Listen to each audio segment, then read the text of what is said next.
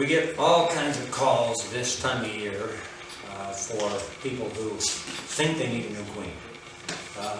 They don't see the queen right off when they get in a colony, and so they think there's something wrong. Oh no, get on the phone quick and order up a new queen. Make sure you got a queen ready. Most of the time, I would say that there's not a problem. The queen bee's in there. We're just not picking up on the cues that indicates that a colony is queen right.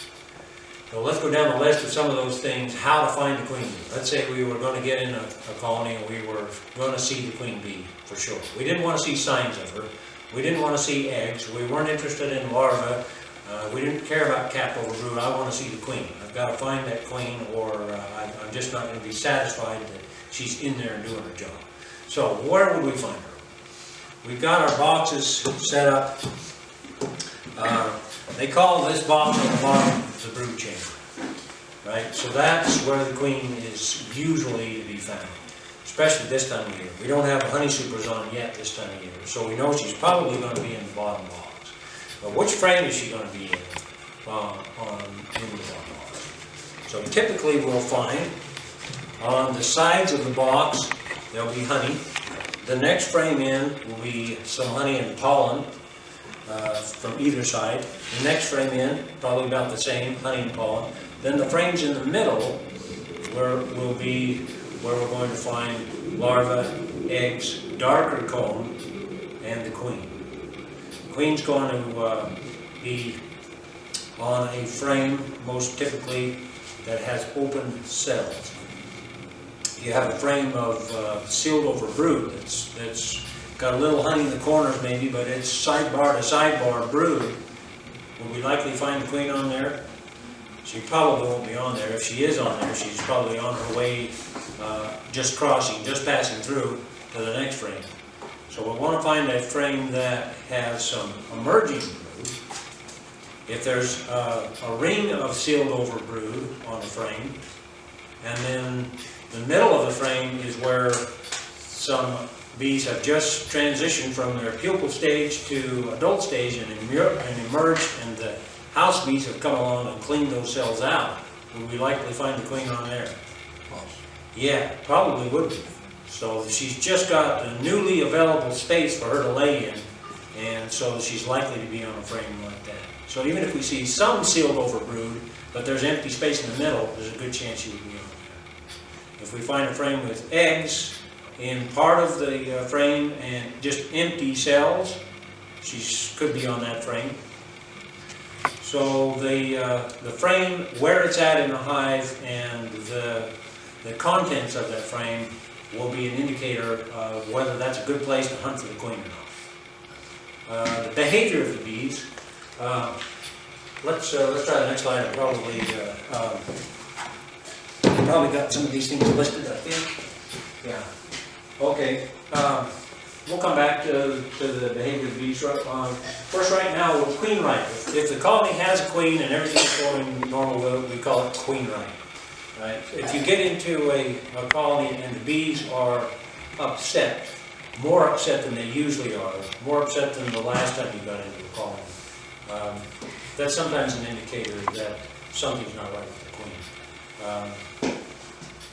I have right now a queen bank. We take queens in all the little cages like you saw and put them all in there at the same time, put a bunch of nurse bees in there, and they'll tend to all those queens. The queens are in their own separate cage so they won't fight, right? But you would say a colony like that is queen right, so they should be calm, they should be happy. They've got a lot of queens in there. Wouldn't they just be the nicest bees you can imagine? I don't even want to look sideways at that box or they'll come out and get you. So they know something's wrong. Those queens have been in that box for over a week now, and there's something wrong. Those queens aren't doing what the queens are supposed to do, so they're really mad about it. So sometimes we can tell if the queen's in there just by the temperament of the colony. Not always. It's usually a good indicator. All right, eggs and larvae. Need to get a magnifying glass out and look for the queen, but do you really need to see the eggs? Eggs is helpful on some occasions. We want to know if there's eggs. But for most purposes, you don't really have to see the eggs. if your eyesight, or for whatever reason, the light, you may be in the hive in the evening and you can't get the light in there to see what's going on, or whatever reason you're not able to see eggs, you can probably still see larvae that's 3-4 days old. It'll be C-shaped, it'll be that white grub, the little worm that's in the bottom of the cell. They're big enough generally to see. And if you see a lot of those, and you see them go from progressively larger in the center, smaller towards the outside of the frame, then you can probably assume that we've got all ages of larvae in there down to eggs. So we didn't see any eggs, but from the larvae we could take a good guess that there is eggs in there. That's going to be important later on. Let's say if you want to know if my hive swarmed or not. I saw queen cells in there, and I don't know, did she take off yet or not? Well, let's look for eggs. If there's no eggs in there, that means she shut down laying eggs at least 4 days ago. Chances are she's already swarmed. She's already left the box with half of the bees. So sometimes we need to be able to find eggs. It's necessary to do. If we're going to graft some queens, let's say we wanted to raise some queen bees, we definitely need to be able to see eggs. We need to see day-old larvae is what specifically we need to do if we're going to raise queen bees. But day-old larvae, less than 12-hour-old larvae, can be smaller than the egg it came out of. And there's no puddle of royal jelly there yet. So that'll be even harder to see sometimes if there's very young, newly hatched larvae. So there's a number of reasons why we need to be good beekeepers, to correctly diagnose, troubleshoot what's going on in the hive. We're going to need to be able to see eggs. Okay, where should I expect to see eggs? Should we go over that? We saw a number of examples there of the frames in the middle. Occasionally you'll see eggs in some odd spot. You'll be up at a honey super and there'll be a little patch of drone comb or something and you'll see eggs in it. And you'll wonder what's happening there. So, but typically, most often you're going to see eggs, of course, in the brood chamber. We'll know the queen's been there at least a few days ago. All right, let's see what else next. Okay, queen cups. Okay, you had a question for me on what queen cups look like or queen cells look like. So we need to distinguish between queen cups and queen cells. So if somebody were to call up and ask me for a queen cup, I would think they wanted something entirely different. I would naturally assume that they're going to raise some of their own queen bees, and they want some of the little plastic cups to graft bees.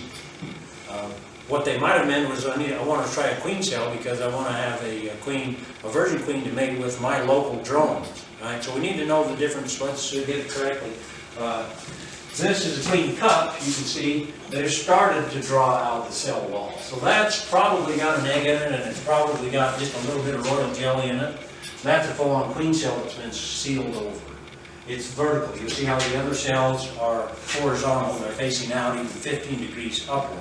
And the queen cells, they're turned down so they're vertical. So we have horizontal worker and drone cells. Sometimes when the bees make drone cells along the bottom bar, they'll be distorted and there'll be different angles. Sometimes they're hanging down mostly halfway between horizontal and vertical. So it can be confusing sometimes. But the queen cells will be going up and down instead of out.